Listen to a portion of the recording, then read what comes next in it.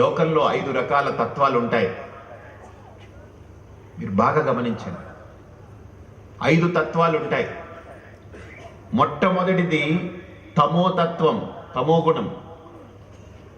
తమోగుణం యొక్క లక్షణం ఏమిటనంటే అసలు దానికి ఒక జడంగా ఉంటుంది, ఒక ఆలస్యం ఉంటుంది, సోమరితనం ఉంటుంది, ఏమిటో ఒక స్పృహ ఉండదు, స్ఫూర్తి ఉండదు, ఒక చైతన్యం ఉండదు, ఎరుక ఉండదు, శక్తి ఉండదు. అంత దిమ్మగా బ్లాంక్గా అలా ఉంటుంది తమోగుణం యొక్క లక్షణం. అది కూడా ఆహారాన్ని బట్టి ఉంటూ ఉంటుంది. రజోగుణము రెండవది. ఈ రజోగుణం యొక్క లక్షణం ఏమిటనంటే నరుకుతా, పొడుస్తా, తొక్కుతా, రక్కుతా, చంపుతా.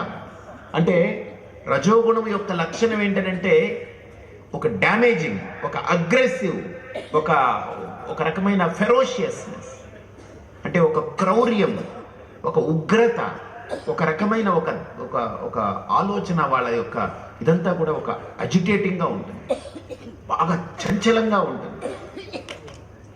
మీరు ఆ రజోగుణంతో ఉన్నటువంటి వ్యక్తి పక్కన కూర్చున్నారంటేనే కొంతసేపటికి మీకు కూడా మనం కూడా నరుకుతాం, మనం కూడా పొడుస్తాం అన్నట్టు మాటలు మనకు కూడా వస్తుంటాయి. ఇది రజోగుణం యొక్క లక్షణం. ఇది రెండోది. మూడో లక్షణం సత్వగుణం. సత్వగుణం ఎలాంటిదేనంటే తాను స్ఫూర్తివంతంగా ఉంటాడు, కానీ అక్కడ అజిటేషన్ ఉండదు. తాను స్ఫూర్తివంతంగా ఉంటాడు కానీ నిర్మలంగా ఉంటాడు. అంటే యాక్టివిటీ ఉంటుంది, నిర్మలత ఉంటుంది. స్ఫూర్తి ఉంటుంది, నిర్మలత ఉంటుంది. నిర్మలత అంటే ఏంటి? ప్రశాంతత ఉంటుంది, స్ఫూర్తి ఉంటుంది, స్వచ్ఛంగా ఉంటుంది, లోపల హాయిగా ఉంటుంది, బయటికి అంత తేజోవంతంగా ఉంటాడు. యాక్టివిటీ కూడా ఉంటుంది. ఎప్పుడూ తన యొక్క మాట కొన్ని వందల మందిని, వేల మందిని, లక్షల మందిని ప్రభావితం చేసి ఒక అద్భుతమైనటువంటి స్థితిలోకి వాళ్ళు కూడా నడిపిస్తూ పోతూ ఉంటారు. సత్వగుణం యొక్క లక్షణం. సహజంగా మనం ఈ 3 వినుంటాం: సత్వ, రజస్సు, తమస్సు. నాలుగోది, ఇది కూడా మీరు కొంతమంది వినుండొచ్చు, వినుండకపోవచ్చు. దీన్ని శుద్ధ సత్వము అని అంటారు. తమో గుణానికి కారణం ఏంటి తెలుసా అండి? ఉపనిషత్తుల్లో చెప్పబడ్డటువంటి అంశం ఆహారం. ఎలాంటి ఆహారం తింటే తమో గుణం వస్తుందనంటే బాగా నిలవ ఉండిపోయినటువంటి పదార్థాలు, లేదా పూర్తిగా ఆ మాంసాన్ని వండి దాన్ని గందరగోళం చేసి దాన్ని దట్టించి అవి ఇవి వేసి నూనెలేసి కూరి తిన్నారనుకోండి, వాడు తిన్న తర్వాత అనుకుంటే అలా పడతాడు. అది దాని లక్షణం. అది రజోగుణం దేనివల్ల పుడుతుందనంటే కారము, బాగా పులుపు, ఉప్పు ఇవన్నీ విపరీతంగా తినేటువంటి వ్యక్తి యొక్క శరీరంలో కూడా దాని యొక్క కారం, వేడి, ఉప్పు అనేటువంటిది బాగా మనిషిని ఉద్రేకపరుస్తూ ఉంటుంది. పులుపు ఏం చేస్తుంది? మనిషిని విపరీతంగా ఆలోచింపజేస్తూ ఉంటుంది. ఇవన్నీ పులుపు. ఇది ఇంకోటి గుర్తుపెట్టుకోండి, నేను చెప్పింది కాదు, మెడికలీ ప్రూవ్డ్.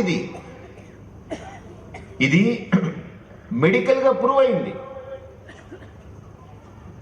మీరు ఈ మిరపకాయలు రోజు ఒక 10 మిరపకాయలు ఏదైనా బజ్జీలు గిజ్జీలు వేసి తినండి, రెండో రోజు నరుకుతా, పొడుస్తా, కుమ్ముతా అని మీరు తిరుగుతారు. అది మీ తప్పు కాదు, అది మిరపకాయ దాంట్లో ఉన్న తప్పు. అది ఆ పదార్థంలో ఉండే రసాయనం, అది కెమికల్ ఆ పని చేస్తుంటుంది. ఇప్పుడు మీకు గుర్తుందా, కొన్ని మందులు వేస్తే మనిషి నిద్రపోతాడు. ఎందుకనంటే మనల్ని నిద్రపుచ్చగలిగేటువంటి ఆ ఎలిమెంట్ అందులో ఉంది, ఆ పదార్థంలో, రసాయనంలో. మనం అది వేసుకోగానే నిద్రపోతాం. కొన్ని మందులు ఉంటాయి, అది వేసుకోగానే మనిషి విపరీతమైన యాక్టివ్ అవుతాడు. ఇంకా రోజు మందు వేసేవాడైతే వాడి యాక్టివిటీ వాడికి ఉంటుంది. రోజు మందు వేసేవాళ్ళు ఉంటారు, వాళ్ళ యాక్టివిటీ వాళ్ళకి ఉంటుంది. సో కాబట్టి ఇలా రకరకాలుగా ఈ రసాయనాలు అవన్నీ మనం తిండి పదార్థాలు అనుకోకండి, రసాయనాలు అవి. మిరపకాయ ఒక రసాయనం, చింతకాయ ఒక రసాయనం, చింతపండు, ఉప్పు ఒక రసాయనం, ఆకుకూరలు దాంట్లో రసాయనాలు ఉన్నాయి, బియ్యం దాంట్లో రసాయనం ఉంది, గోధుమ దాంట్లో, ఇవన్నీ రసాయనాలు. మన శరీరానికి ఏది మంచివో మన ఋషులు కనిపెట్టారు, చెప్పారు, వాటినే వాడమన్నారు. ఏది వాడితే నువ్వు ఋషిగా మారగలవో, నీ కృషి ఫలిస్తుందో దాన్ని వాడు అన్నారు. సో రజోగుణానికి ఆ పదార్థాలు, సత్వగుణానికి పదార్థాలు ఏంటనంటే పాలు, పెరుగు, కాయగూరలు, పళ్ళు, శుద్ధమైనటువంటి ఆహారం. ఈ లోకంలో ఎవడు అదృష్టవంతుడు నన్ను అడిగాడు ఒక ఆయన.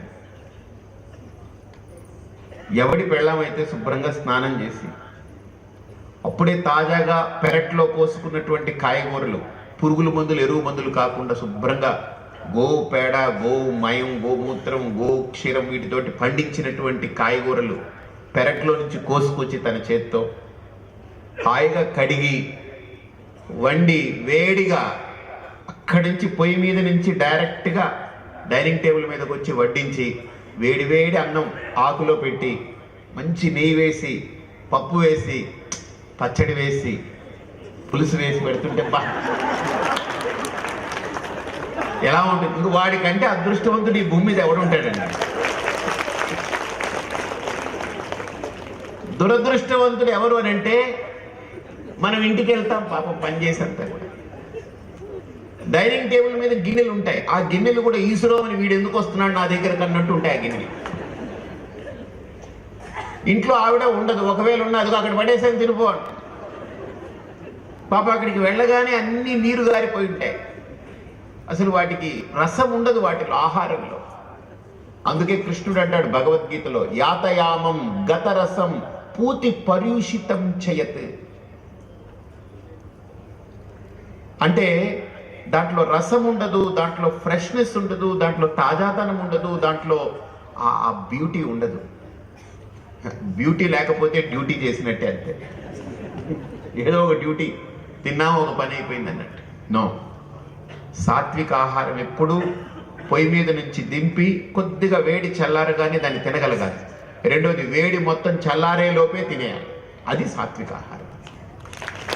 ఎందుకనంటే ఆయుర్వేదంలో ఒక మాట అంటారు, 1000 వేడి తప్పుల్ని కాస్తుంది అని. మీకు ఎలాంటి నీళ్ళైనా పర్లేదు, ఒకసారి గోరువెచ్చగా చేసి దాన్ని తాగండి, మీ ఆరోగ్యానికి ఏం పాడు చేయదు, హాని చేయదు. గోరువెచ్చని నీళ్ళు ఎప్పుడు మంచిది. ఎప్పుడు ఏ నీళ్ళైనా మీరు వేడి చేసేసారంటే నీళ్ళకి ఒకటే ధర్మం కింద మారిపోతూ ఉంటుంది. దాంట్లో విపరీత ధర్మాలు ఉన్నా కూడా వేడి చేయగానే అన్నీ కూడా కలిపి ఏకధర్మంగా మారిపోయి మీకు మంచి ఆరోగ్యాన్ని ఇచ్చే జలంగా మారిపోతాయి వేడి చేస్తే. అందుకనే 1000 తప్పుల్ని కాస్తుందని. అలాగా సాత్విక ఆహారం. ఇక శుద్ధ సత్వం అంటారు చూసారా, వాళ్ళు ఎవరు తెలుసా? వాళ్ళు వండిన పదార్థాలు తినరు, వాళ్ళు అపక్వ ఆహారం అంటారు దాన్ని. కొబ్బరి ఉంటుంది, దాన్ని కోరుతారు, తినేస్తారు. అరటిపళ్ళు ఉంటాయి, ఒలుచుకుంటారు, తినేస్తారు. కొబ్బరి నీళ్ళు ఉంటాయి, కొట్టుకుంటారు, తాగేస్తారు. వేరుశనగ గుళ్ళు, మొన్న ఈ మధ్య ఈ గో ఆధారిత వ్యవసాయాన్ని ప్రోత్సహిస్తూ చాలా అద్భుతంగా చేస్తూ ఉంటే కొంతమంది రైతులు పండించిన దాంట్లో వేరుశనగ గింజలు మా రాఘవ పట్టుకొచ్చి ఇచ్చారు మాకు. అసలు పచ్చివి అలా ఒలిచి తింటుంటే వేపిన దానికంటే అద్భుతమైన టేస్ట్ ఉంది. ఎంత అద్భుతంగా ఉన్నాయో. ఎప్పుడైనా మీకు కూడా ఇక్కడ కత్తిరిజికి చెప్పి నేను తెప్పించి చేయించే ప్రయత్నం చేస్తాను. అసలు అద్భుతం అది. అది ఎక్కడ పండిస్తున్నారంటే అనంతపురంలో పండిస్తున్నారు. అక్కడ నీళ్లు కరువు, కానీ అద్భుతమైన శనగ్గింజలు పండాయి. ఏమంటే నాకు అనిపించింది, ఈ తల్లి మనకు అన్నీ ఇస్తుంటే, తల్లి మనకు ప్రకృతిని ఇస్తుంటే మనుషులను అర్థం చేసుకోలేక దాన్ని వికృతం చేసి తింటున్నాం మనం. దాన్ని కాల్చి, మాడిచి, పోడిచి, దాన్ని తోసి, వేసి ఏమో రకరకాలు చేస్తున్నారు. కందమూలాలు ఉన్నాయనుకోండి, శుభ్రంగా దాన్ని కడిగేసుకుని అలా తినేస్తారు. అంటే వాళ్ళకి ప్రకృతి బయట ఎలా ఉంటుందో శరీరంలోకి ఆ ప్రకృతిని అలా చేస్తారు, వికృతం చేయరు. ఆ ప్రకృతి వాళ్ళ శరీర స్థితిని అంతా కూడా సమస్థితిలో ఉంచుతుంది. వాళ్ళకి ధ్యానం చాలా సులువుగా వెళ్ళిపోతుంది. అది అపక్వాహారం వల్ల వస్తుందని దాన్ని శుద్ధ సత్వ స్వరూపం అంటారు. ఇక ఐదవది ఒకటి ఉంది. ఇప్పుడు మనం 4 ఉన్నాయి. మొదటిది ఏంటి? ఏ తత్వం? తమోతత్వం. రెండోది ఏంటి? రజోతత్వం. మూడోది ఏంటి? సాత్విక తత్వం. నాలుగోది ఏంటి? శుద్ధ సత్వం. ఇక ఐదోది ఒకటి ఉంది. దీన్ని పరమసత్వం అంటారు. అంటే ఈ స్థితిలో ఆహారం ఉండదు. నిరాహారస్య దేహినః. ఆహారం ఆగిపోతుంది. కేవలం శ్వాస ఆడుతూ ఉంటుంది. అది కూడా ఎలా ఉంటుందనంటే బొందులో ప్రాణం అలా కట్టె మీద అలా ఎక్కుతూ దిగుతూ ఎలా ఉంటుందంటే సోహం సోహం సోహం. అక్కడికి వెళ్ళిపోతే ఆకలి ఉండదు, దప్పిక అనిపించదు, ఏది ఉండదు.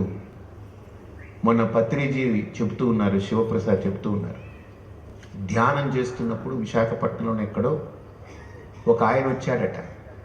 మొట్టమొదటిసారి ఆయన ఏదో ప్రాంతం, తాడేపల్లిగూడెం ఏదో ఊరు, ఆయన వచ్చి కుర్చీలో కూర్చున్నాడట. కూర్చుంటే మొదటి రోజు అయిపోయింది, రెండో రోజు అయిపోయింది, 7 రోజులు 8 రోజులు అయిపోయింది, దేనికి లేవలేదు, అలా ఉండిపోయాడు. ఆఖరి రోజు పత్రిజీ వెళ్ళి చేయి వేశారండి. అప్పుడు లేచాడు ఆయన. ఇది మేమందరం చూస్తూ ఉన్నాం. పరమసత్వానికి వెళ్ళిపోతే ఇంకేది ఉండదు. కానీ మన కవులు ఎంత గొప్ప వాళ్ళంటే, సినిమా కవులు, వాళ్ళు పాట రాశారు. ఆకలుండదు దాహముండదు నిన్ను చూస్తుంటే. పాట చిన్నప్పుడు పాటే అది సినిమాలో వచ్చింది. అంటే వాళ్ళు కూడా బాగా ఏదో గమనించారు. అంటే పరమసత్వాన్ని కూడా పాటల్లో సినిమాలో పెట్టేశారు వాళ్ళు. నిజంగా లోపలికి ఒక వ్యక్తి ఇంట్రావర్ట్ అయిపోయిన వ్యక్తి అంతర్ముఖుడైపోయి తనలో తాను ఆనందాన్ని పొందడం మొదలుపెట్టిన తర్వాత, ఆ నిజమైనటువంటి నిజస్థితిలో ఆనందాన్ని పొందే వ్యక్తికి ఈ ప్రపంచంలో అన్నీ కూడా లోపలికి వెళితే డిస్టర్బ్డ్గా ఉంటుంది. ఎక్కదు, అసలు వెళ్ళదు. అసలు ప్రపంచం చచ్చిపోతుంది వాడికి. ప్రపంచం అనేది పడిపోతుంది, ఇంకా లేదు. వాడి యొక్క ప్రపంచం, వాడి యొక్క స్థితి, వాడి ఎరుక, వాడి ఆనందం ఒక పరాకాష్ఠకు వెళ్ళిపోతాడు. అది పరమసత్వం. అది ధ్యానంలో ఉత్కృష్టమైనటువంటి స్థితి. దాన్ని తురియ స్థితి అని అంటారు. ఏదేమైనా ధ్యానం చేసే సాధకులుగా మీ అందరితో నేను పంచుకునేది, నేను అడ్వైజ్ ఇచ్చే వ్యక్తిని కాదు. నా చూడండి, ఇందాక పత్రిజీ ఒక అద్భుతమైన ఒక పని చేశారు. ఆయన పక్కన వారి పేరు జైపాల్. ఆయన పత్రిజీకి పాదాభివందనాలని నిలబడని చెప్తుంటే ఈయన ఆయనకు పాదానికి చేసాడు. ఆయన చెప్పాడు, ఈయన చేశాడు. సో అలాగా అంత ఒక సరళ స్వభావం.